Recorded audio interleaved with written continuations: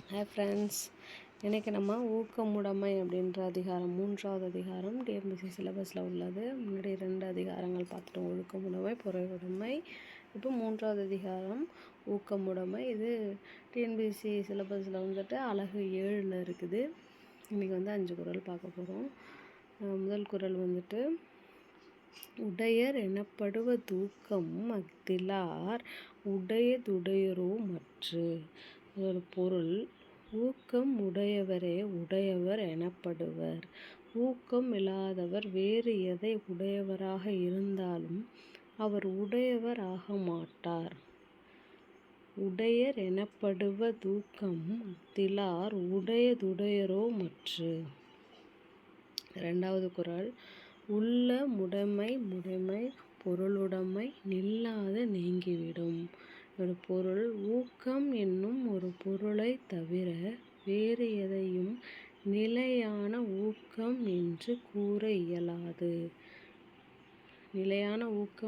நிலையானது பொருள் அப்படின்னா ஊக்கம்தான்.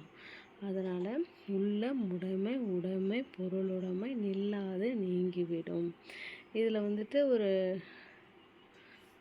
பின்வரும் நிலையணி அப்படின்னு சொல்கிறது, அதில் என்ன நிலையணி அப்படின்றத கமெண்ட் பண்ணுங்கள்.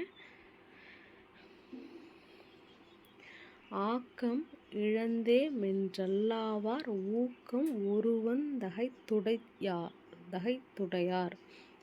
ஆக்கம் இழந்தே மென்றல்லாவார் ஊக்கம் ஒருவன் தகைத்துடையார் அப்படின்ற குறளோட அர்த்தம்,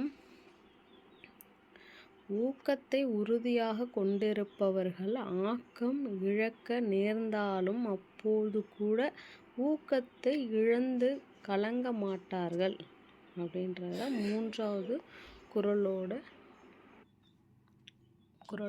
பொருள். இப்போ 4வது குறள் பார்க்கலாம்.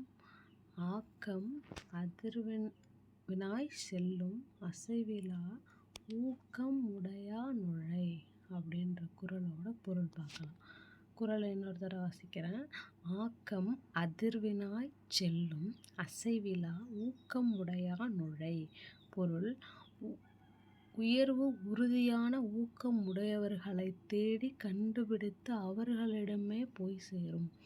உயர்வு யாரிடம் சேரும்? ஊக்கமுடையவர்களிடம் சேரும். 5வது குறள் பார்க்கலாம்.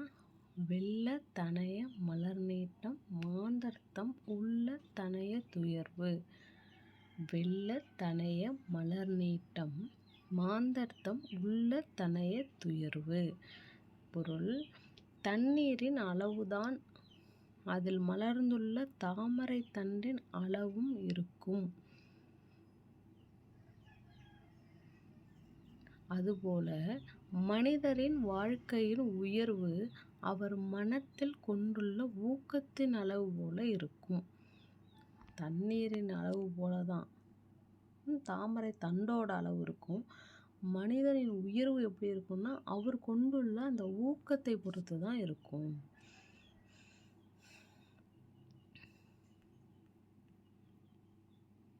இப்போ 5 குறள் பார்த்துட்டோம் இல்லையா? முதல்லேருந்து குறளை மட்டும் வாசிக்கிறேன். உடையர் எனப்படுவ தூக்கம் அஃதிலார் உடையதுடையரோ மற்று. உள்ள முடைமை பொருளுடைமை நில்லாது நீங்கிவிடும். ஆக்கம் இழந்தே மென்றல்லாவார் ஊக்கம் ஒருவன் தகைத்துடையார். ஆக்கம் அதிர்வினாய் செல்லும் அசைவிலா ஊக்கம் உடையா நுழை. வெள்ளத்தனைய மலர் நீட்டம் மாந்தர்த்தம் உள்ள தனைய துயர்வு.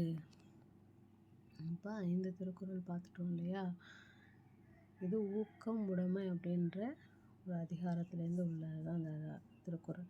டிஎன்பிசியில் திருக்குறள் நம்ம படித்தா தமிழ்லையும் அது வந்துட்டு நம்ம ஹெல்ப்ஃபுல்லாக இருக்கும், ஜிஎஸ் பார்ட்லேயும் ஹெல்ப்ஃபுல்லாக இருக்கும். அதனால் தொடர்ந்து திருக்குறள் படிச்சுட்டே இருங்க.